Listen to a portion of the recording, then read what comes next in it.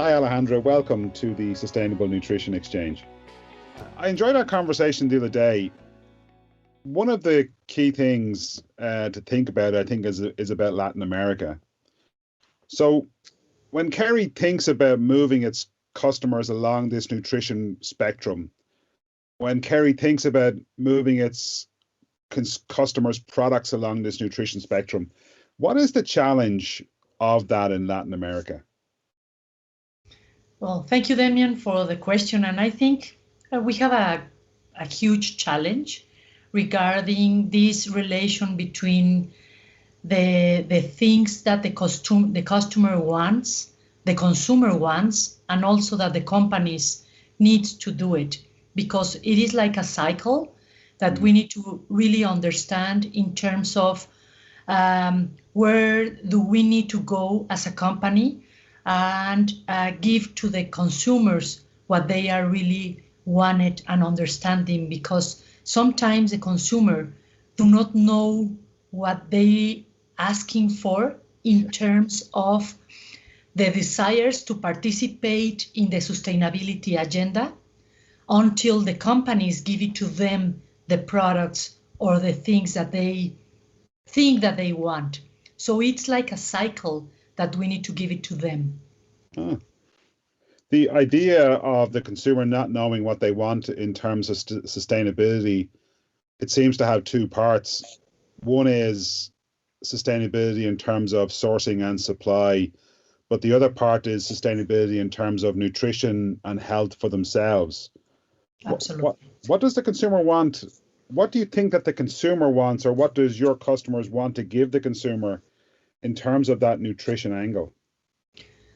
Oh, this is very clear for us in terms that for the consumer, it is important to mix these nutritional things that they need in terms of under this situation of, for one side, the pandemic, and in the other side, all the problems of obesity, overweight, but also the malnutrition, the undernutrition that we have in Latin America, that it is linked to the sustainable nutrition part, because the sodium reduction, the sodium over part in the products, but also the reducing sugar, the saturated fat and trans fat, that it's also on a lot of the products, that it is important to start to eliminate or reducing in some of the products.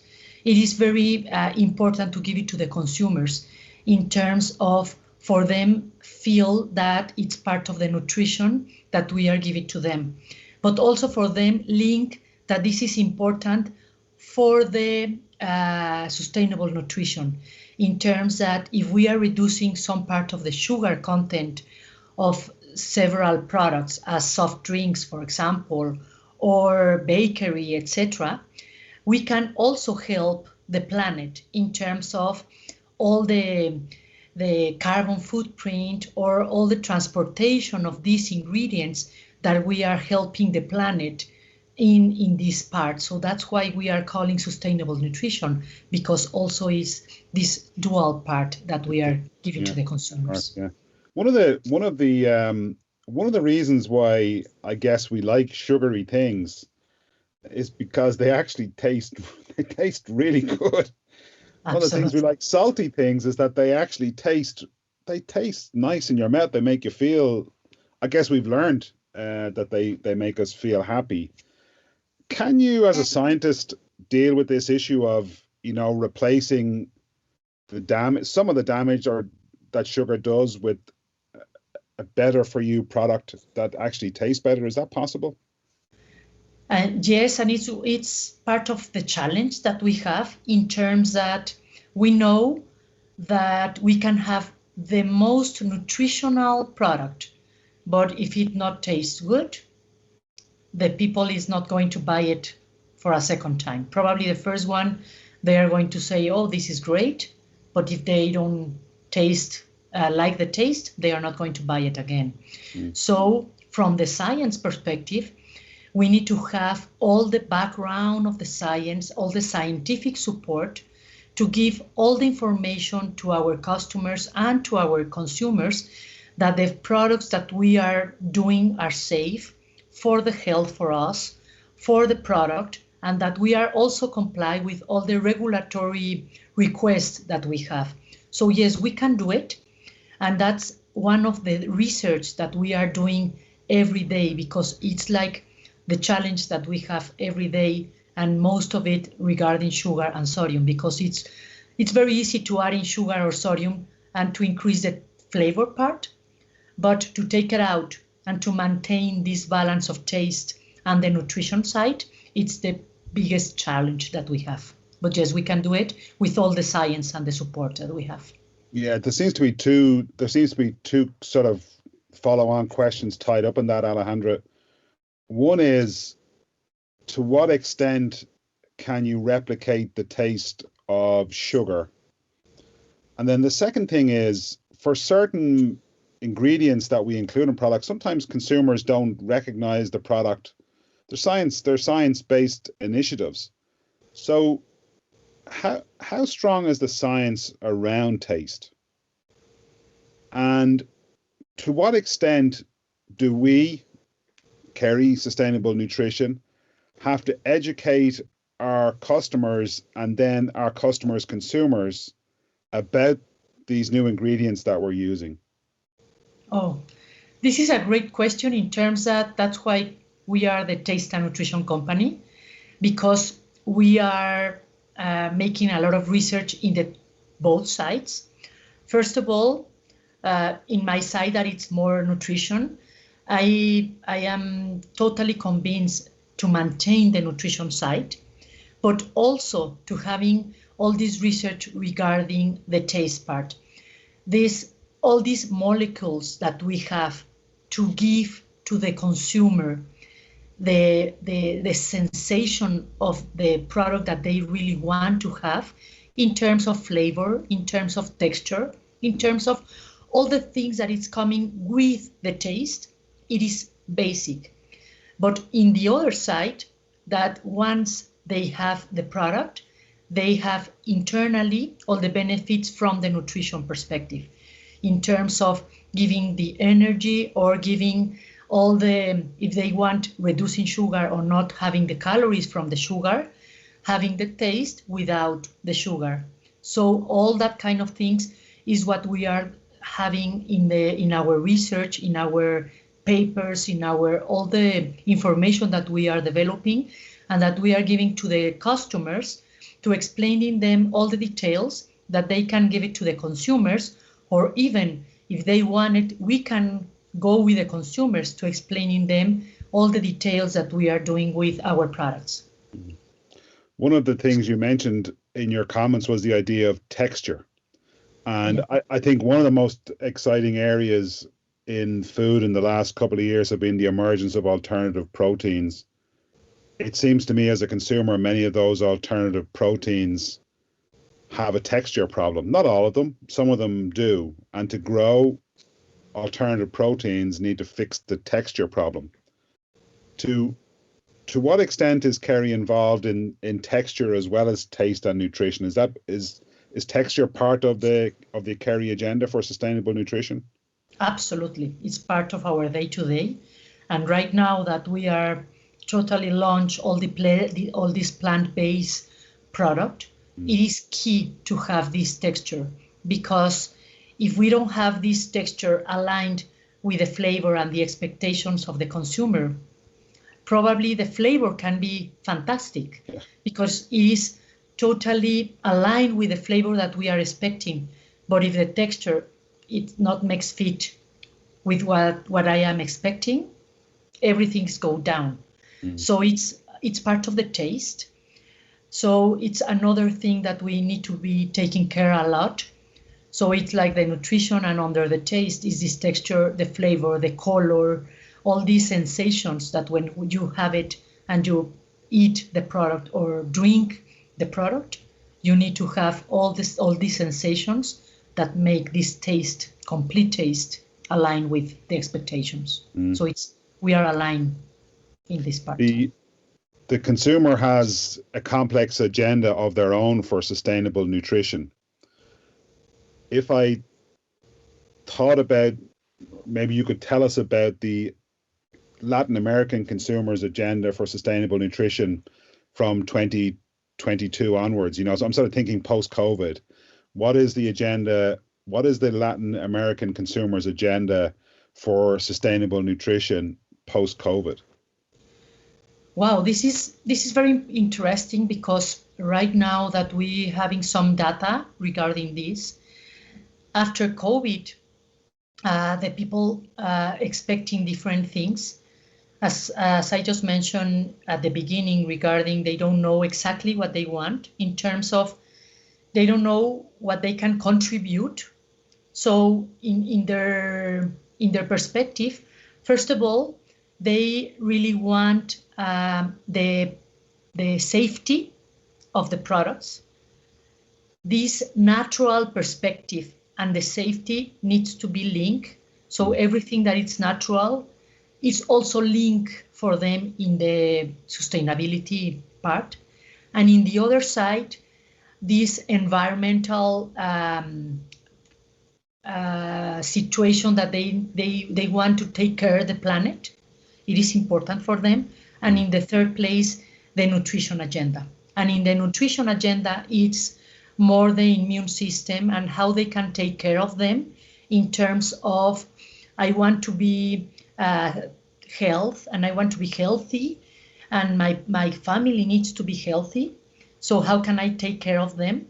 So this immune part after pandemia, it's key. So it's one of the things that we are also working with, all the probiotics that we have that help this immune system to give it to them more sustainable nutrition for them, that they can also trust in us, that we have different solutions for them in all the different situations that they would really want. What kind of innovations have you undertaken for immunity and probiotics, for example, in food service? We just have one that it's interesting, because we are in all the different coffee shops. We can add these probiotics, so you can have a shot of probiotic in your coffee. So it is more easy to just go to a convenience store and have a coffee with probiotic. So it is very easy, and to give it to you like a momentum of your coffee momentum, but also with your probiotic, with all the science support that we are giving the specific probiotic to help your immune system. So we are giving all this information to the convenience store in terms of, this is important, can help your consumers to give these things that they really want for their immune system. And it's just a cup of coffee. So I can order a shot of caramel and a shot of probiotics at the same time? Yes. Wow, that's pretty amazing. One of the things that you've said a couple of times is that the consumer doesn't know what they want. That puts a big responsibility onto Kerry and its customers to lead the consumer through sustainable nutrition, lead them towards sustainable nutrition. How do you understand what it is that the customer will want and need in terms of sustainable nutrition in 3 to 5 years' time, particularly when the consumer doesn't know themselves? And I can explain more in this thing, because they don't know how to participate in the sustainability agenda, because they hear that a lot of the companies are doing this carbon footprint, electricity, water, taking care of all these KPIs in the companies, but they feel, that this is like not really direct with them. So for them in this moment, it is like, if I buy the product that they are working on the sustainability agenda and they put some claim in the product, I am participate with this sustainability agenda in the planet. So we have a lot of responsibility in this to giving them the correct information about what our customers can put in the packaging, to give the correct information to the consumers, and for them, they feel that they are doing something for the planet. As well, if they are buying something for different customers, they are also participating in the different perspective as taking care of the water, carbon footprint, electricity, etc., because they know that that company have the responsibility of the sustainability agenda. So it is a way of educate a lot and communicate a lot to the consumers what they are doing, in terms for them that there's a lot of things, not just in their own day-to-day and in their own house, so they can participate in the sustainability agenda with the industry, because we are doing a lot, so we can make this link with the B2B companies, the B2C companies, and the consumers, so we can take in care, the three of us, the planet. Yeah, it's very interesting because it sort of suggests even further the responsibility that there is on the food industry. If I could ask you maybe as a final question, Kerry, you and your colleagues have identified sustainable nutrition for 2 billion people as the goal for 2030. What are the themes of sustainable nutrition that might be most relevant in Latin America in 2030? From the nutrition perspective, definitely we need to work with sugar and sodium. Yeah. Because it's also one of the key things that we need to work in terms of educate the perception and the taste of the different products, to teach the consumers the real flavors of the things, and not just adding a lot of sugar to have a better taste. So feel the taste, the real taste. And in the other side, also these KPIs that we have from waste, it is very important because it's part of the education that we need to have in all the different aspects, from the consumers in our homes, but also have this confidence that the companies are really changing and moving the agenda from the waste perspective and going in this circular economy, that we can moving and taking care all the waste that we are producing, and that we are having this circular economy. It's a very exciting time to be in the food industry. Do you have an understanding of the issues beyond sodium and sugar from a science point of view that Kerry will be feeding into its customers in 2030?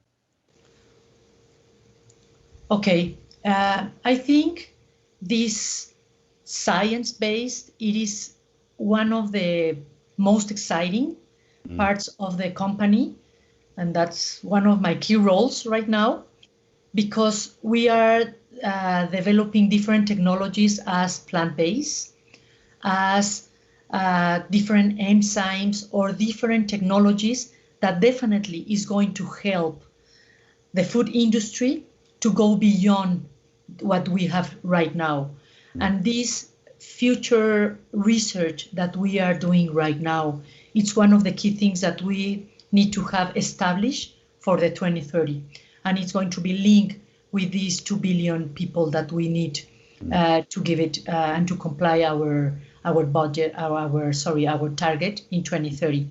So we have a nutritional perspective, but also technologies and different technologies, as I just mentioned, that is going to totally be aligned with this sustainable nutrition agenda. That's what you just said actually is a great summary of the consumer-led approach. It's a great summary of consumer-led approach to this, that we'll follow the consumer. This is what we think the consumer growth will be, and that's where our scientific effort will be. It's a great summary of that. And yes, absolutely. It's a way that we also need to be taking care of the consumer, taking care of the planet, and go with them. The consumer needs to be that we are with them in this journey and that we are part of their day-to-day in this sustainability agenda journey. Thank you for joining us on the Sustainable Nutrition Exchange today, Alejandra. Thank you, Damian, for interviewing myself. Thank you.